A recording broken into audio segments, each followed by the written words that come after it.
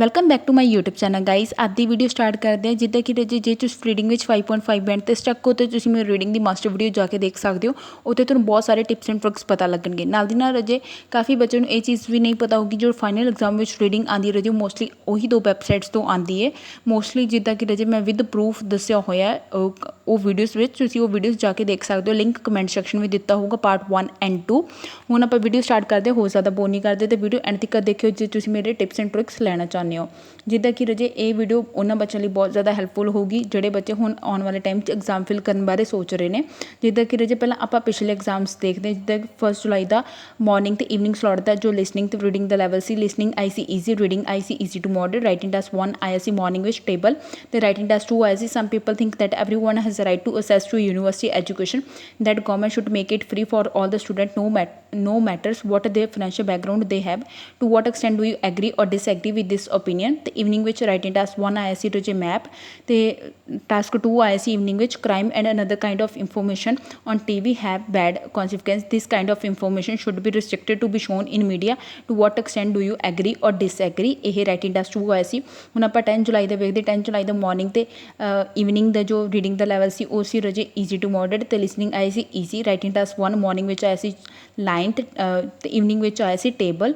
ਤੇ ਜੋ writing test 2 morning ਵਿੱਚ ਆਇਆ ਸੀ some school leavers attend to go traveling or work for a period of time before going to university directly. What do you think are the advantages and disadvantages? ਰਜੇ ਦਾ sample answer ਮੈਂ already ਬਣਾ ਚੁੱਕੀ ਹਾਂ, ਤੁਸੀਂ ਜਾ ਕੇ ਦੇਖ ਸਕਦੇ ਹੋ।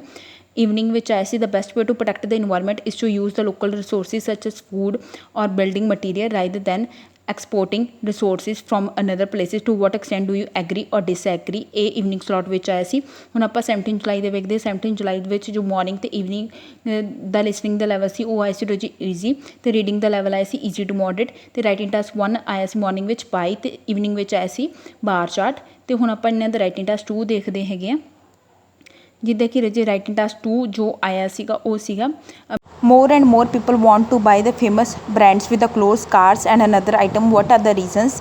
Do you think it is a positive or negative development? The increase in the people life expectancy means that they have to work older to pay for their retirement. One alternative is that people start work at their younger age. Is this a positive or negative development? तो ਹੁਣ ਆਪਾਂ 24 ਜੁਲਾਈ ਦਾ ਦੇਖਦੇ ਹਾਂ। ਜਿੱਦਾਂ ਕਿ ਰਜੇ 24 ਜੁਲਾਈ ਦਾ ਜੋ level ਸੀਗਾ reading ਦਾ ਉਹ ਸੀ ਈਜ਼ੀ ਟੂ ਮੋਡਰੇਟ ਮਾਰਨਿੰਗ ਤੇ ਈਵਨਿੰਗ ਵਿੱਚ, ਤੇ ਲਿਸਨਿੰਗ ਆਈ ਸੀ ਈਜ਼ੀ, ਤੇ ਰਾਈਟਿੰਗ ਟੈਸਟ 1 ਆਇਆ ਸੀ ਟੇਬਲ ਤੇ ਲਾਈਨ ਦਾ ਕੰਬੀਨੇਸ਼ਨ, ਤੇ ਈਵਨਿੰਗ ਵਿੱਚ ਆਇਆ ਸੀ ਇਕੱਲਾ ਲਾਈਨ ਗ੍ਰਾਫ। ਤੇ ਜਿੱਦਾਂ ਕਿ ਰਜੇ ਰਾਈਟਿੰਗ ਟੈਸਟ 2 ਮਾਰਨਿੰਗ ਵਿੱਚ ਆਏ ਸੀ some people think that in this modern world getting old is entirely bad.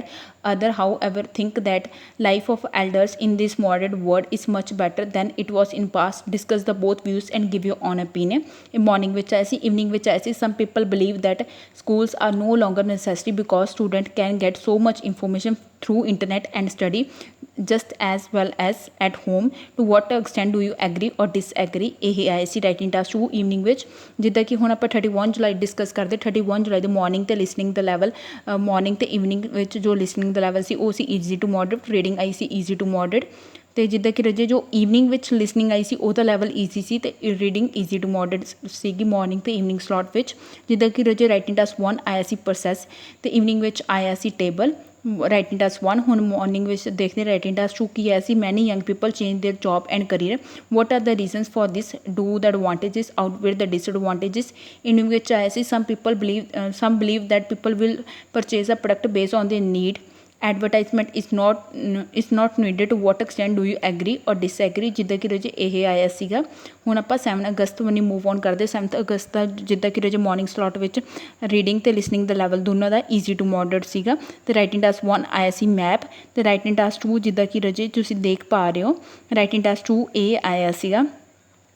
ਜਿੱਦਾਂ ਕਿ ਰਜੇ ਹੁਣ ਆਪਾਂ ਅੱਗੇ ਦੇਖਦੇ। ਜਿੱਦਾਂ ਕਿ ਰਾਈਟਿੰਗ ਟੈਸਟ 2 ਆਇਆ ਸੀ large business have large budget for marketing and promotion. As a result people gravitate towards buying their product. What problem does this cause and what could be done to encourage the people to buy the local product? ਇਹ ਆਇਆ ਸੀ। ਤੇ evening ਵਿੱਚ ਜਿੱਦਾਂ ਕਿ ਰਜੇ reading ਦਾ level ਸੀ ਇਹ ਕੁਛ ਬੱਚਿਆਂ ਨੂੰ ਮੋਡਰੇਟ ਲੱਗਿਆ ਸੀ, ਤੇ ਕੁਛ ਬੱਚਿਆਂ ਨੂੰ ਈਜ਼ੀ ਟੂ ਮੋਡਰੇਟ ਲੱਗਿਆ ਸੀਗਾ।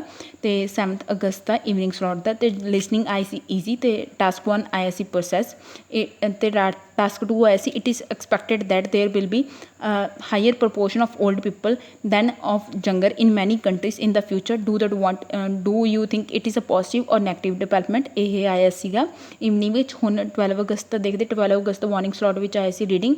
ਦਾ ਲੈਵਲ ਸੀ ਈਜ਼ੀ, ਮਤਲਬ ਕਿ ਕੁਛ ਬੱਚੇ ਨੂੰ ਇਹਦਾ ਲੈਵਲ ਰਜੇ ਈਜ਼ੀ ਟੂ ਮੋਡਰੇਟ ਲੱਗਿਆ ਸੀ, ਬਟ ਜ਼ਿਆਦਾਤਰ ਬੱਚੇ ਕਹਿ ਰਹੇ ਸੀ ਲੈਵਲ ਸਾਨੂੰ ਮੋਡਰੇਟ ਲੱਗਿਆ, ਅਤੇ ਤਾਂ ਕਰਕੇ ਮੈਂ ਮੋਡਰੇਟ ਲਿਖਿਆ। ਜੋ ਲਿਸਨਿੰਗ ਦਾ ਲੈਵਲ ਆਇਆ ਸੀ ਰਜੇ ਉਹ ਸੀਗਾ ਈਜ਼ੀ, ਅਤੇ ਟਾਸਕ 1 ਆਇਆ ਸੀ ਪਾਈ। ਅਤੇ ਜਿੱਦਾਂ ਕਿ writing task 2 as some people think that increasing business and cultural contact between countries brings many positive effects. Others says that it causes the loss of national identities. Discuss the both view and give your own opinion. A आया सी 12 अगस्त the evening slot आया सी reading easy to moderate, listening easy। the task 1 आया सी combination of bar and line, and the task 2 आया सी many different countries have most shops and product as the same. Some consider it a positive development whereas others consider it negative। discuss the both view and give your own opinion। ਜਿੱਦਾਂ ਕਿ ਰਜੇ ਇਹ writing task 2 ਆਇਆ ਸੀ। Overall ਰਜੇ ਜੋ ਮੈਂ ਗੱਲ ਕਹਿਣ ਦੀ ਕੋਸ਼ਿਸ਼ ਕਰ ਰਹੀ ਹਾਂ ਕਿ ਜੇ ਆਪਾਂ ਪਹਿਲਾਂ ਵਾਲੇ ਐਗਜ਼ਾਮ ਵੀ ਦੇਖੀਏ ਅਤੇ ਹੁਣ ਵਾਲੇ ਐਗਜ਼ਾਮ ਦੇਖ ਰਹੇ ਹਾਂ ਆਫਟਰ ਲੋਕਡਾਊਨ, ਜਿੱਦਾਂ ਕਿ ਜੀ ਆਫਟਰ ਲੋਕਡਾਊਨ 10 ਜੁਲਾਈ ਦਾ ਐਗਜ਼ਾਮ ਸੀ, ਜਿਹੜਾ ਬੱਚਿਆਂ ਨੂੰ ਰੀਡਿੰਗ ਵੀ ਥੋੜ੍ਹੀ ਡਿਫੀਕਲਟ ਲੱਗੀ ਸੀਗੀ, ਮਤਲਬ ਡਿਫੀਕਲਟ ਨਹੀਂ ਸੀ, ਥੋੜ੍ਹੇ ਮੋਡਰੇਟ ਲੈਵਲ ਸੀਗਾ। ਜਿੱਦਾਂ ਕਿ ਜੇ ਪਹਿਲਾਂ ਆਪਾਂ ਸੁਣਦੇ ਹੁੰਦੇ ਸੀ ਐਗਜ਼ਾਮ ਬਹੁਤ ਜ਼ਿਆਦਾ ਡਿਫੀਕਲਟ ਆਉਂਦੇ ਸੀ ਲੋਕਡਾਊਨ ਤੋਂ ਪਹਿਲਾਂ, ਬਟ ਹੁਣ ਲੋਕਡਾਊਨ ਤੋਂ ਬਾਅਦ ਐਗਜ਼ਾਮ ਬਹੁਤ ਜ਼ਿਆਦਾ ਈਜ਼ੀ ਆ ਰਹੇ, ਜਿੱਦਾਂ ਕਿ ਰੀਡਿੰਗ ਅਤੇ ਲਿਸਨਿੰਗ ਦਾ ਲੈਵਲ ਜਾਂ ਤਾਂ ਈਜ਼ੀ ਆ ਰਿਹਾ ਜਾਂ ਈਜ਼ੀ ਟੂ ਮੋਡਰੇਟ ਆ ਰਿਹਾ, ਇਸ ਤੋਂ ਉੱਪਰ ਨਹੀਂ ਆ ਰਿਹਾ ਹੈਗਾ। ਇਹ ਮਤਲਬ ਕਿ ਇੱਕ ਮੰਥ ਵਿੱਚ ਇੱਕ ਐਗਜ਼ਾਮ ਜ਼ਰੂਰ ਹੈ ਜੋ ਇੱਦਾਂ ਦਾ ਹੋ ਜਾਂਦਾ ਜਿਸ ਦਿਨ ਕੁਛ ਬੱਚਿਆਂ ਨੂੰ ਲੈਵਲ ਮਤਲਬ ਹਰ ਇੱਕ ਬੱਚੇ ਨੂੰ ਮਤਲਬ ਮੋਸਟਲੀ ਬੱਚੇ ਨੂੰ ਲੈਵਲ ਈਜ਼ੀ ਟੂ ਮੋਡਰੇਟ ਹੀ ਲੱਗਦਾ, ਬਟ ਕੁਛ ਬੱਚਿਆਂ ਨੂੰ ਲੈਵਲ ਉਹ ਮੋਡਰੇਟ ਲੱਗਦਾ ਹੈਗਾ, ਬਟ ਇੰਨਾ ਜ਼ਿਆਦਾ ਡਿਫੀਕਲਟ ਨਹੀਂ ਆਉਂਦਾ ਜਿੱਦਾਂ ਕਿ ਆਪਾਂ ਪਹਿਲਾਂ ਸੁਣਦੇ ਹੁੰਦੇ ਸੀ ਕਿ ਐਗਜ਼ਾਮ ਬਹੁਤ ਜ਼ਿਆਦਾ ਡਿਫੀਕਲਟ ਆਇਆ ਸੀਗਾ। ਅਤੇ ਇਹ ਚੀਜ਼ ਮੈਂ ਜੋ ਤੁਹਾਨੂੰ ਕਲੀਅਰ ਕਰਨਾ ਚਾਹੁੰਦੀ ਸੀ ਵੀ ਹੁਣ ਲੋਕਡਾਊਨ ਤੋਂ ਬਾਅਦ ਇਹ ਐਗਜ਼ਾਮ ਸੇ ਬਹੁਤ ਜ਼ਿਆਦਾ ਈਜ਼ੀ ਆ ਰਹੇ ਨੇ। ਅਤੇ ਜੇ ਰਜੇ ਤੁਸੀਂ ਫਿਲ ਕਰਨਾ ਚਾਹੁੰਦੇ ਹੋ, ਤੁਹਾਡੀ ਪ੍ਰੈਪਰੇਸ਼ਨ ਹੋ ਚੁੱਕੀ ਹੈ ਅਤੇ ਤੁਸੀਂ ਫਿਲ ਕਰ ਸਕਦੇ ਹੋ, ਪਰ ਪ੍ਰੈਡਿਕਸ਼ਨ ਵੀਡੀਓ ਦੇਖ ਲਿਓ, ਬਟ ਟੋਟਲੀ ਪ੍ਰੈਡਿਕਸ਼ਨ ਵੀਡੀਓ 'ਤੇ ਡਿਪੈਂਡ ਹੁੰਦੇ ਹੋ ਤਾਂ ਰਜੇ ਤੁਹਾਡਾ ਹੀ ਲੋਸ ਹੈ।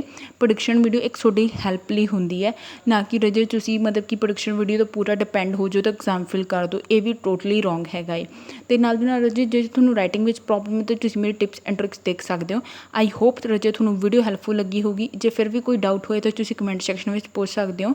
ਆਈ ਹੋਪ ਤੁਹਾਨੂੰ ਵੀਡੀਓ ਹੈਲਪਫੁਲ ਲੱਗੀ ਹੋਊਗੀ। ਜੇ ਰਜੇ ਵੀਡੀਓ ਹੈਲਪਫੁਲ ਲੱਗੀ ਤਾਂ ਚੈਨਲ ਨੂੰ ਸਬਸਕ੍ਰਾਈਬ ਕਰਨਾ ਨਾ ਭੁੱਲਿਓ। And thank you for watching.